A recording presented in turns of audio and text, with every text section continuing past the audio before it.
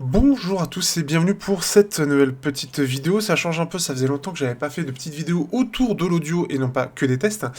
Et on va s'attaquer à un gros sujet, puisqu'on va s'attaquer à un article très complet de People Xif qui a été repartagé en fait par David Rousset, qui n'est pas un petit mec, hein. Donc c'est un Français, il est donc PM chez Microsoft et il s'intéresse énormément au monde du cinéma et au monde de l'audio.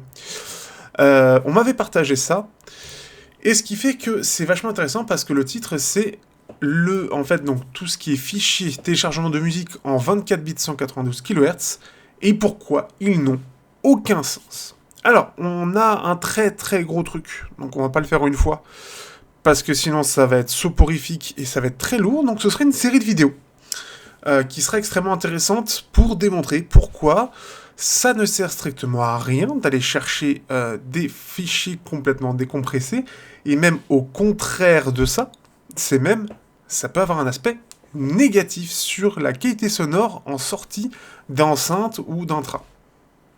En général, c'est plus des enceintes, mais ça peut avoir un impact négatif parce que ça altère le son. Et oui, un fichier complètement décompressé avec son super gros conteneur ultra grand, ça peut avoir un impact sur la qualité qui en ressort.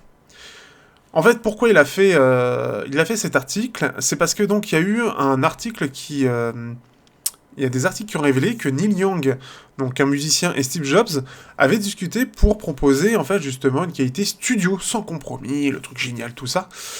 Et donc l'idée c'était de pouvoir télécharger dans ce type de fichier là qui est déjà très très gros. Et en fait, ce qu'il dit ici, malheureusement ça ne sert à rien de distribuer de la musique au format 24 bits 192 kHz, fidélité de lecture est légèrement inférieure à du 16 bits 44,1 kHz. Donc en gros, c'est le fichier de base. Hein. C'est ce qu'on peut retrouver dans du FLAC, ou du MP3 320, ou du 16 bits 48 kHz, si on a envie d'un petit peu plus. Et ça occupe 6 fois plus d'espace. Il existe aujourd'hui quelques problèmes liés à la qualité audio et à l'expérience de la musique distribuée numériquement. Le 24 bits 192 ne résout aucun d'entre eux. Alors tout le monde se concentre sur le 24-192 comme une solution miracle, nous n'allons voir aucune amélioration réelle. C'est vachement intéressant, et je tiens à faire un petit aparté par rapport à tout ça, l'idée étant de ne pas critiquer toute l'industrie musicale, etc., et notamment toutes les personnes qui seraient, comment dire, attirées par ce genre de truc, mais au contraire comprendre pourquoi ça ne sert à rien, et comprendre que, en fait, le truc c'est que on va avoir des entreprises qui vont vouloir aller chercher ce genre de personnes-là parce que, justement, ça permet de vendre des trucs très chers sans pour autant que ça apporte quelque chose, et ça permet de, derrière, avoir plus de revenus. On l'a vu avec toutes les plateformes de streaming qui sont passées à la haute résolution. Pour quel intérêt? Aucun. Mais le marché est à prendre. Parce qu'on a vendu aux gens quelque chose qui, en fait, ne peuvent pas être comparés. C'est comme sur les appareils photo, ou c'est comme les processeurs qu'on dit « Ouais, c'est encore plus rapide si tu prends du 4 kHz, enfin du 4 GHz ».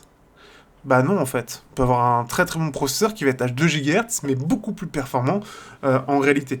Et c'est là tout le truc, c'est que ça va jouer sur un effet placebo, déjà, et aussi sur l'ignorance des gens sur l'audio, qui est quand on entre dedans sur quelque chose de très complexe.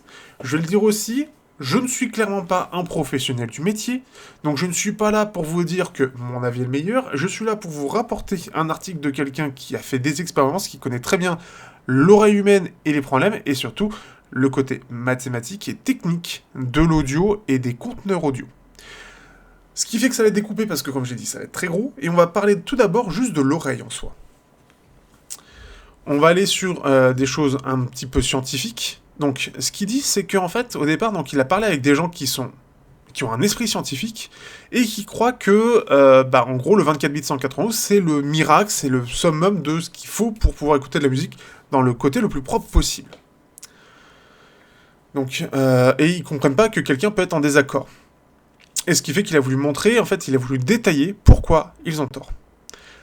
Il voulait comprendre aussi pourquoi les gens étaient motivés pour le côté ARS. Les réponses indiquent que peu de gens comprennent la théorie fondamentale du signal ou le théorème d'échantillonnage, et ça c'est vrai. Et moi le premier, quand j'ai découvert l'audio, je me suis juste dit il faut de la HD parce que c'est meilleur. Des malentendus sur les mathématiques, la technologie, la physiologie, et ça c'est extrêmement important parce que vraiment l'oreille et le cerveau, ça a un impact significatif pour comprendre pourquoi aussi ça ne sert à rien. Sont apparus dans la plupart des conversations, souvent affirmés par des professionnels qui possédaient par ailleurs une expertise audio significative. C'est-à-dire que même des experts dans l'audio peuvent raconter des très grosses conneries parce qu'ils y croient, ou parce que ce sont des choses dépassées. Certains ont même soutenu que le théorème d'échantillonnage n'expliquait pas vraiment comment fonctionne réellement l'audio numérique. Parce que oui, parce que c'est numérique, c'est magique. Et c'est pour ça, par exemple, qu'on peut voir des conneries telles que des switches audiophiles qui n'ont rien d'audiophile et qui sont des switches qui sont juste extrêmement chers. La désinformation et la superstition ne servent que les charlatans. Voyons donc quelques-unes des raisons pour lesquelles la distribution 2492 n'a aucun sens, avant de suggérer quelques améliorations qui ont réellement du sens. Et tout d'abord, les oreilles. Alors ça montre un petit peu, on va pas entrer dans le côté technique de ça, ça montre un petit peu comment est l'oreille, donc comment ça fonctionne, sur comment ça rebondit, etc., les fréquences, tout ça, ok. Donc l'oreille, elle est ici, on a une partie en 15 kHz, on a une partie donc en 20 Hz, et en fait, c'est une espèce de grande bande sur laquelle tout est étendu le spectre. Donc ceci est similaire à une radio analogique qui capte les fréquences d'une station puissante à proximité de l'endroit où le tuner est réellement réglé. Plus la fréquence de la station est éloignée, plus elle devient faible et déformée, jusqu'à disparaître complètement, quelle que soit sa force. Il existe une limite de fréquence audible supérieure et inférieure, au-delà de laquelle la sensibilité des dernières cellules ciliées tombe à zéro et l'audition prend fin. En gros, si c'est extrêmement aigu, on n'entendra pas, si c'est extrêmement grave, on n'entendra pas. Et si c'est extrêmement fort, vous allez perdre vos oreilles, et si c'est trop peu fort, on n'entendra pas. Mais au-delà de ça, on va surtout parler du chiffre très classique de la plage auditive humaine, donc qui est entre 20 Hz et 20 kHz. Donc en gros, 20 Hz, c'est la basse, la plus basse qu'on peut entendre, c'est l'élément le plus grave qu'on peut entendre, ça va être une musique, une mélodie, un son à 20 Hz. En delà, on ne l'entend plus. Ça s'appelle, on va le voir notamment, au-delà des 20 kHz, c'est ce qui s'appelle des ultrasons, et ça, on ne les entend plus. Au-delà de 20 kHz, on ne les entend plus, quel que soit l'humain. Et donc, ici, on va voir très simplement, ici, donc c'est un schéma qui montre en diagramme, alors j'ai plus le nom exact, on s'en fout, c'est pas l'intérêt. Donc, c'est une courbe d'intensité sonore approximative dérivée de Fletcher et Munson qui date de 1933. C'est-à-dire que ce schéma, cette image que vous voyez ici, représente l'audition humaine global. C'est un truc qui a été un petit peu uniformisé pour tout le monde, mais avec énormément de tests divers et variés pour comprendre comment l'oreille humaine entend, quelle est sa sensibilité, minimum et maximum. Pour les basses par exemple, c'est quelque chose qu'on va très mal entendre par défaut. Donc en fait, on a besoin d'avoir une basse qui est très présente pour bien l'entendre. Donc ici, on est dans la partie basse. Ici, on va être dans la partie médium, donc c'est en gros là où il y a la mélodie, c'est notamment la voix qui est ici, qui est dans cette partie-là. Et donc ici, c'est là où on va être le plus sensible et on va les entendre le plus facilement.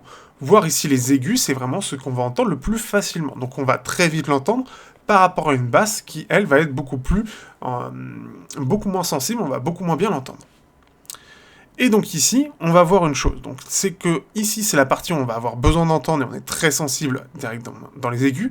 Et dès qu'on va dans les extrêmes aigus et dans les très hautes fréquences, on peut voir que là, on a 10 kHz et même donc ici, entre 10 et 20, donc à peu près ici, on est à peu près à 16. Et pour beaucoup de gens, on n'entendra plus grand-chose. Le seuil de douleur, c'est le seuil où on va avoir un problème physique. Ça va nous faire mal aux oreilles qu'on va entendre un bruit aussi fort que ça. Et ici, on peut voir que ça va être environ 130 décibels.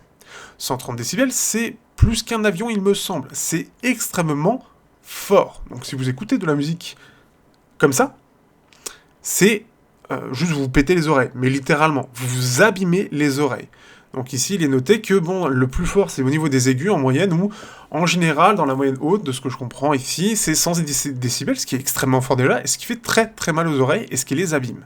Et après, au-delà de ça, comme on est sur des fréquences qui sont plus hautes que 20 kHz, du coup, comme on les entend plus, on les entend pas, donc ce qui fait que le seuil d'écoute, lui, explose, et le seuil de douleur, lui, va monter aussi, puisqu'on ne l'entend plus, ça peut plus nous faire mal. Au-delà de ça, donc aux basses fréquences, la cloque fonctionne comme un caisson basse réflexe. Donc après, ça parle un petit peu technique. Donc ce qui fait qu'en gros, on entend très bien en général entre 40 et 65 Hz la basse. En dessous, ça devient plus compliqué de l'entendre. Donc ce qui fait qu'en dessous, on entendra moins la basse que entre 40 et 65 Hz. Ce qui fait qu'entre 20 Hz et 20 kHz, c'est la plage la plus large que l'oreille humaine peut entendre. La plupart des gens, par exemple moi, je vais très bien entendre à partir de 20 Hz. Par contre, je n'entends rien au-delà de 16 500 Hz, donc 16,5 kHz. Au-delà, je n'entends pas. Ça devient très très fin, très, très léger, on n'entend plus rien. Et pour les quelques intras qui commencent à pousser sur cette fréquence-là, c'est extrêmement désagréable quand on a 20 décibels de plus dans cette partie-là. Il y a ce qui s'appelle les oreilles d'or. Donc là, c'est ce qui est dit ici. Les oreilles d'or, donc c'est en fait pour ceux qui peuvent mieux entendre les choses que d'autres, au point où certains vont entendre des choses que d'autres ne le ressentent même pas en fait. Ils disent même pas « Ah, il y a ça ». Mais en fait, ce qu'il dit très précisément, donc forcément, plus on est jeune, plus on a des oreilles en bon état. Et plus on va vieillir, plus les oreilles vont entendre de moins en moins bien, notamment dans la partie aiguë et extrême aiguë, où c'est là où ça descend le plus. Et c'est pour ça qu'on a de plus en plus de mal à entendre, parce qu'on perd en clarté globalement. Et c'est aussi pour ça d'ailleurs que les vieilles personnes vont ne pas avoir de problème. Les pics que vous pouvez voir sur les courbes de fréquence que je partage dans mes tests, quand vous avez un gros pic dans les extrêmes aigus, certains vont dire « Oh, ça m'explose les oreilles », par exemple, moi c'est encore le cas, mais pour d'autres, ils vont pas du tout l'entendre. Je prends une petite anecdote, lors du salon Audio Vidéo Show, j'ai testé du Campfire, et alors, les Campfire, il y avait un pic dans les aigus, ça m'explosait les oreilles, et j'avais un abonné qui était à côté de moi, qui avait un peu plus de 15 ans de plus que moi, donc entre 40 et 50 ans, et lui, il l'entendait pas. Il ressentait pas ce pic spécifiquement. Et donc, ce qui fait que l'âge a un réel impact sur notre façon d'entendre les enceintes, etc. Ce qui fait que quelqu'un qui va apprécier un son ne l'appréciera pas pour quelqu'un de plus jeune, parce que la signature est différente, et parce que le jeune entendra plus de choses dans les aigus, par exemple. Autre chose aussi, il faut savoir qu'il faut de l'entraînement. Quelqu'un qui n'écoute pas spécialement de musique ou ne cherche pas à entendre un maximum de détails, il aura une oreille feignante. Il va entendre le principal sans chercher à entendre plus. Quelqu'un qui a une oreille qui est en moins bon état, mais qui est beaucoup mieux entraîné, entendra beaucoup plus de choses, et ce qui fait qu'il pourra entendre des petites, par exemple des artefacts, ce genre de choses, que quelqu'un de normal ne les entendra même pas. Donc c'est quand même quelque chose qui est extrêmement intéressant. Donc là, ce qu'il disait, alors au moment où l'MP3 était très mauvais, il arrivait à différencier les différents encodeurs. Donc c'est-à-dire différents types de MP3, au moment où c'était très compressé, on pouvait entendre, en tout cas à ce moment-là, il pouvait entendre en fait les différences de qualité entre ces encodeurs. Aujourd'hui, c'est beaucoup plus compliqué. Parce que le MP3 s'est beaucoup amélioré. Mais ce qui fait que quelqu'un qui est jeune sans aucune expérience entendra toujours beaucoup moins de choses que quelqu'un qui est vieux avec énormément d'expérience, parce qu'il va remarquer des choses qu'un jeune ne remarquera pas du tout. Donc en gros, une oreille dorée, c'est surtout quelqu'un qui a une oreille très entraînée, et qui, accessoirement, en plus de ça, peut avoir une oreille qui est peut-être en meilleur état, ou en meilleure gestion, qui vieillit mieux que dans le temps, que d'autres. Les chercheurs en matière d'audition adoreraient trouver, tester et documenter les individus dotés d'une audition vraiment exceptionnelle, telle qu'une plage auditive considérablement étendue. Les gens normaux sont gentils et tout, mais tout le monde veut trouver un monstre génétique pour un article vraiment juteux. Nous n'avons pas trouvé de telles personnes au cours des 100 dernières années de test, puisque je les rappelle, le test qu'on a vu juste en haut, c'était 1933, on est en 2024. Donc ça fait 90 ans. Donc elle n'existe probablement pas. Peut-être de façon exceptionnelle, mais je suis même pas sûr qu'ils le connaissent. Et The Sentinel, c'est une fiction, pour ceux qui sont vieux, et qui a connu cette petite série, qui était assez sympa. En gros, ce qu'il faut comprendre, c'est qu'on va avoir le même principe que pour tout ce qui est couleur. Pour les couleurs, on est sur quelque chose, on a les infrarouges par exemple. Les infrarouges, on ne peut pas les voir, pourtant ils existent. Et bah dans l'audio, c'est pareil. Donc le 48 kHz, qui est vu comme le côté high-res, je sais même pas si j'ai une boîte qui le montre. Le 48 kHz, ah si je l'ai là. Je vais vous montrer une petite boîte intéressante. Alors c'est pas pour dire pour Sennheiser, parce qu'ils sont obligés de vendre comme ça. Hein. Mais Sennheiser, avec les UE600 ou n'importe lesquels, ils ont le logo high-res audio. Qui veut dire que ça va au-delà de 40 000 Hz dans une courbe en fréquence où, en gros, ils vont détecter que ça fait du son jusqu'à 40 000 Hz. Ça ne sert strictement à rien à part mettre un logo. Et à ceux qui ont ce logo-là, ça leur sert juste à ramener de l'argent, ça ne sert à rien d'autre. Parce qu'on n'entend pas au-delà de 20 Hz. Enfin, de 20 kHz. On entend déjà difficilement au-delà de 18, alors 20. Alors 40. Donc là, voilà. Donc là, il fait un petit peu le rapport avec le côté ultrason. C'est pareil. En gros, ici, en dessous de 20 Hz, là, par exemple, c'est les infrarouges. On ne les voit pas, ils existent. Et là, par exemple, le violet, c'est le bleu, on va voir jusqu'au violet. On a les ultraviolets, on ne les voit pas, pourtant ils existent. On a des systèmes qui permettent de nous le remonter comme étant visible. Mais sinon, en soi, on ne peut pas les voir. C'est-à-dire qu'on a des TV qui vont dire, tiens, tu vois cette couleur-là que l'humain ne peut pas voir ? Eh ben vas-y, tu me montres la couleur violette. Parce que c'est comme c'est des ultraviolets. Voilà. Donc c'est cette idée-là. Donc personne ne peut voir les rayons X, ou infrarouge, ultraviolet, micro-ondes, peu importe à quel point une personne croit qu'elle peut le faire. Les rétines ne disposent tout simplement pas du matériel sensoriel. Donc voilà, alors là ça parle d'une petite expérience, on va pas aller au-delà de ça. Donc là par exemple c'est la télécommande, alors ça va être utile pour plus tard. Donc, mettez-le bien dans un coin de votre tête, je sais pas si on va en parler là, mais ici on va pas faire beaucoup plus longtemps, 16 minutes c'est déjà beaucoup trop long, mais en gros dans l'idée, forcément, sur tous vos téléphones aujourd'hui, alors je sais pas si ça va se voir d'ailleurs à l'écran, sur tous vos téléphones vous avez une petite LED qui va être ici pour détecter, qu'on peut voir d'ailleurs, vous la voyez. Là, elle clignote ici. Parce que... Ah oui, non, ça c'est up. Donc ici, on peut voir cette idée de ça clignote. Est-ce que pour autant, vous le voyez ? Eh bien, c'est le même principe qu'on va voir un peu plus tard dans une autre vidéo. Le principe que, normalement, on n'est pas censé le voir, mais ici, on le voit parce que tout le système numérique va faire en sorte de l'interpréter et va vous le montrer alors qu'il n'est pas censé vous le montrer. Parce que c'est le comportement qui fait que... Et ça, on le verra dans une autre vidéo. Donc ça, c'est le début, hein. On a quasiment rien fait de tout l'article. Il y a beaucoup de choses à voir qui vont être extrêmement intéressants. Et ce qui fait que ce sera extrêmement intéressant à détailler. Parce que ça va être un debunk assez complet, mais qui va vous permettre aussi de vulgariser beaucoup de choses. Encore une fois, je suis loin d'être technique. Je connais pas mal de petites choses, mais je me sens comme un amateur dans ce monde-là. Donc dites-vous que si déjà, moi, vous me voyez comme quelqu'un de professionnel... je peux vous dire que vous êtes très très loin du compte. Et certains que vous voyez comme des professionnels ne le sont pas. Même moi qui me vois vraiment comme étant tout en bas de l'échelle. C'est-à-dire, moi j'ai fait deux marches sur l'échelle. Il y en a que vous pouvez voir étant plus connus, plus réputés, qui ils en sont pas là. Et pourquoi ? C'est pas parce qu'ils sont là pour vous vendre, c'est parce que c'est une part d'ignorance, une part de croyance. Une part aussi du fait qu'on a cru beaucoup de choses à une certaine époque. Aujourd'hui, on a beaucoup plus de tests numériques qui est possible, mais c'est de la croyance pour beaucoup. Et l'effet placebo va amplifier ce problème-là. Quelque chose que je l'avais déjà parlé dans une autre vidéo. L'effet placebo, c'est quelque chose qui a un énorme impact.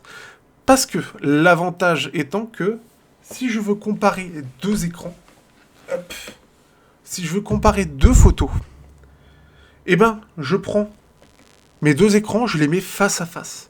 Je peux voir la réalité. Si je prends une photo, je mets cette photo, donc une photo neutre, je mets cette photo sur les deux écrans, je pourrais faire la différence des couleurs, et en plus de ça, je peux même comparer à la réalité. Et ça, c'est quelque chose qu'on ne peut pas faire en audio. Vous pouvez mettre deux enceintes côte à côte. Vous aurez deux sons différents. Mais si vous avez l'habitude d'une enceinte, vous direz que l'autre enceinte, elle sonne faux. Et ça, c'est pas bon. C'est un faux raisonnement. Mais en plus de ça, le problème étant que vous ne pouvez pas avoir le fichier de base. Vous ne saurez jamais comment était le son lorsqu'il a été enregistré. Et la chaîne audio, c'est extrêmement complexe. Donc quand vous entendez quelqu'un qui vous dit « il faut des intras neutres pour être au plus proche de ce que veut proposer l'artiste », déjà à partir de là, vous avez faux. Et en plus de ça, si vous dites « il nous faut le fichier le mixage de base, pour être au plus proche de l'artiste, eh bien c'est faux aussi. On en reparlera dans les autres parties de la vidéo. Déjà, elle est déjà très très longue. J'espère que vous aurez apprécié. J'espère que ça vous aura appris quelque chose. En tout cas, je l'espère. Et j'espère que ça vous aura intrigué. On en reparle bientôt sur la suite, avec quelques petites anecdotes sur d'autres parties de vidéo. À bientôt.